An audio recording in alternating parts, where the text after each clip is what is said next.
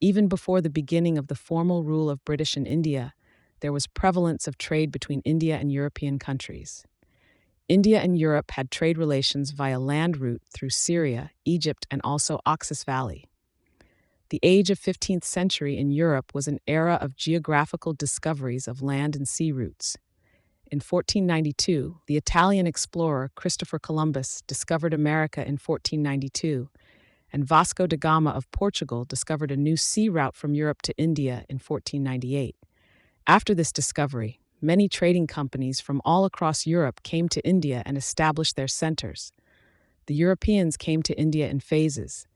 The first to come to India as traders were the Portuguese, followed by the British, the Dutch, the Danes, and the French, who subsequently developed designs to be the political masters of India.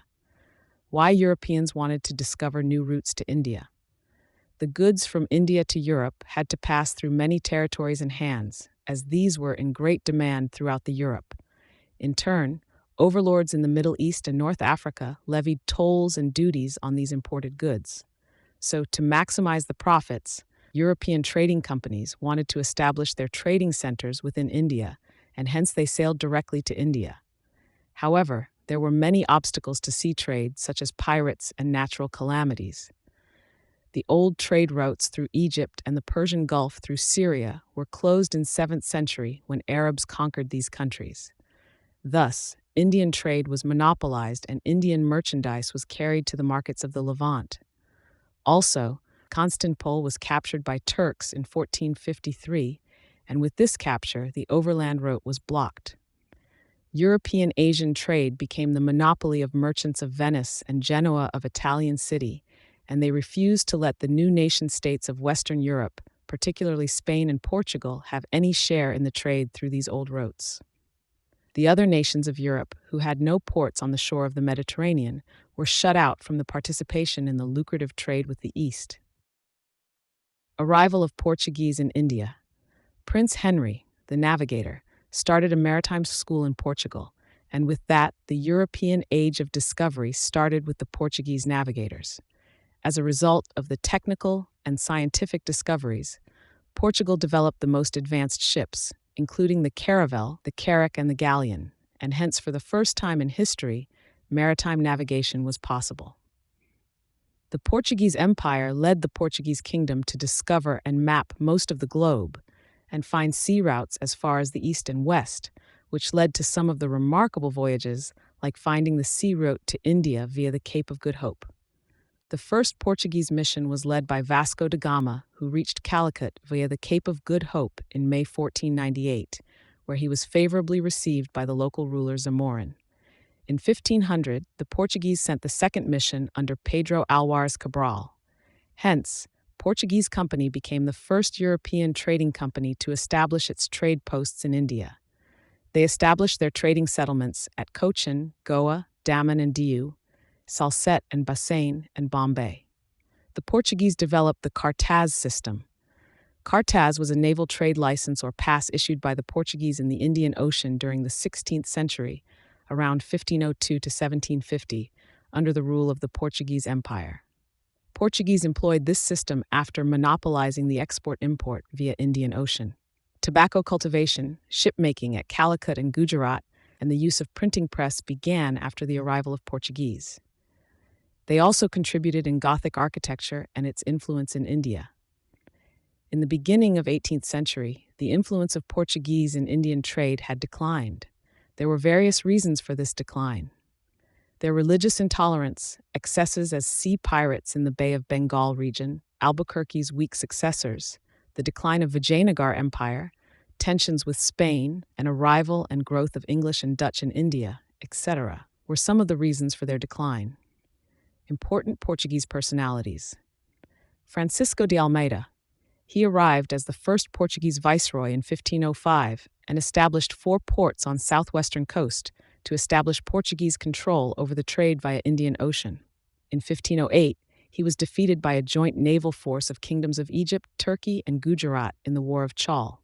However, the very next year, in 1509, he defeated the joint naval force in another battle fought near the port of Diu. His policies were famously known as Blue Water Policy. Afonso de Albuquerque. He was the second Portuguese governor and is regarded as the real founder of Portuguese power in India. He captured Goa from the ruler of Bijapur in 1510 and extended Portuguese influence by acquiring an important market of Malacca in Southeast Asia in 1511. Arrival of British in India. The ongoing trade with other European nations attracted the British traders. In 1599, a group of merchants established a company for this purpose and named it Governor of Company of Merchants of London, trading to the East Indies. This company was granted the royal charter by Queen Elizabeth I on the 31st December 1600 to trade exclusively with Eastern countries for 15 years. British Emperor James I sent Captain William Hawkins to the court of Jahangir in 1608 to seek permission to establish trading posts in India. He became the first British to enter India via sea route. Initially, the emperor was reluctant due to the opposition by the local traders of Surat and the Portuguese, but was influenced by the defeat of the Portuguese naval contingent by English Captain Middleton in 1611.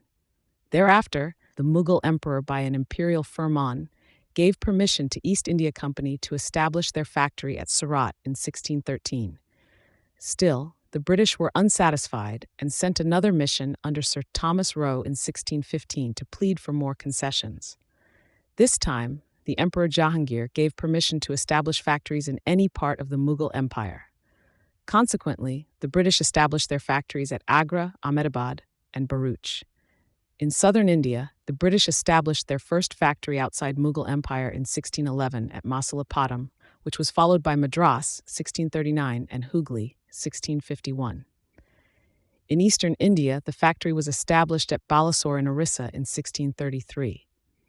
In 1691, the company was given an exclusive privilege to carry out trade from Bengal without paying any custom duty, in lieu of an annual payment of 3,000.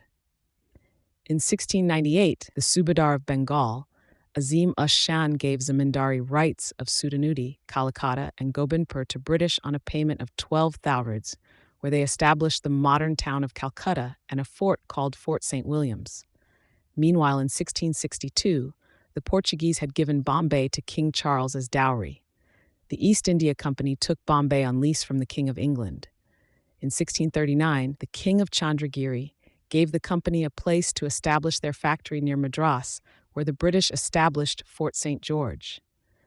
In 1717, Mughal Emperor Farrukhsiyar not only confirmed the privileges of the company, but also issued several new privileges, including permission to trade from Bengal without paying tax in lieu of an annual payment of 3,000. It also gave them the privilege to issue their own coins from the Mint of Bombay. These privileges have been called the Magna Carta of East India Company. Arrival of Dutch in India. The Dutch also established their trade centers in India. Cornelis de Houtman was the first Dutch citizen to arrive in India. The Dutch East India Company was formed in 1602, which was also known as Verenigde Oost-Indische Compagnie VOC. They overpowered the Portuguese and established their control over the centers of spice cultivation in India. They established their trade posts in Gujarat, Bengal, Bihar, and Orissa. The first Dutch factory was established at Masulipatam in 1605. Other important factories were at Pulicat, 1610, 1616, Kasim Bazar, Patna, Balasore, Nagpatnam, and Cochin. The first Dutch factory in Bengal was established at Pipli in 1627. The Dutch mostly traded in spices, indigo, raw silk, rice, and opium.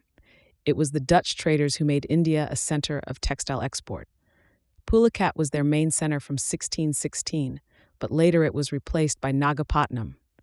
The trading system of Dutch company was based on cartel system. The Dutch company paid its shareholders a dividend of 18%, which is considered a record in the history of commerce. In 1741, they were defeated by King of Travancore Marthandavarma in Battle of Kolokol, and in 1759, they were decisively defeated by the British in the Battle of Badara, which was led by Robert Clive. The reasons for the decline of Dutch were deteriorating economic condition, high degree of centralization, primacy to spice trade, relatively weaker navy than British, etc. Arrival of Danes in India. Danish or Danes refers to people from Denmark. Denmark held colonial possessions in India for 225 years. The Danish colonies in India included the towns of Tranquebar, Tamil Nadu, Serampore, Bengal, and the Nicobar Islands. Serampore was their headquarters in India. Dutch adventurer Marcellus de Boschauer provided the impetus for Danish involvement in the Indian subcontinent. He wanted military assistance against the Portuguese, with a promise of monopoly on all trades to the assisting party. His appeal convinced Christian IV, the King of Denmark-Norway, who subsequently issued a charter in 1616, granting the Danish East India Company a monopoly on trade between Denmark and Asia for 12 years. Serampore Mission Press was established at Serampore by the Danish missionaries in 1799 AD. The Danes ultimately failed to strengthen themselves in India, and they sold all their settlement in India to the British in 1845. Arrival of French in India. French were the last among the European companies to enter India. In 1664, during the reign of Louis XIV, the efforts of his minister Colbert resulted in the formation of the French Trading Company. It was established by the government and therefore was managed, funded, and controlled by the government. The first French factory in India was established at Surat in 1667 by François Caron, which was followed by the factory at Masulipatam by Markara in 1669 after acquiring permission from the ruler of Golconda. The foundations of Pondicherry were led by Martin in 1673. The trading post at Chandranagar was established at the place given by the Nawab of Bengal Shaista Khan. The French power in India declined from 1706 to 1720, and this led to the reconstitution of the French East India Company in 1720. The French power in India was revived under governors Lenoir and Dumas between 1720 and 1742. They occupied Mahe in the Malabar, Yanam in Coromandel, both in 1725, and Karakal in Tamil Nadu, 1739. The arrival of Dupleix as French governor in India in 1742 saw the beginning of Anglo-French conflict, Carnatic Wars, which resulted in their final defeat in India.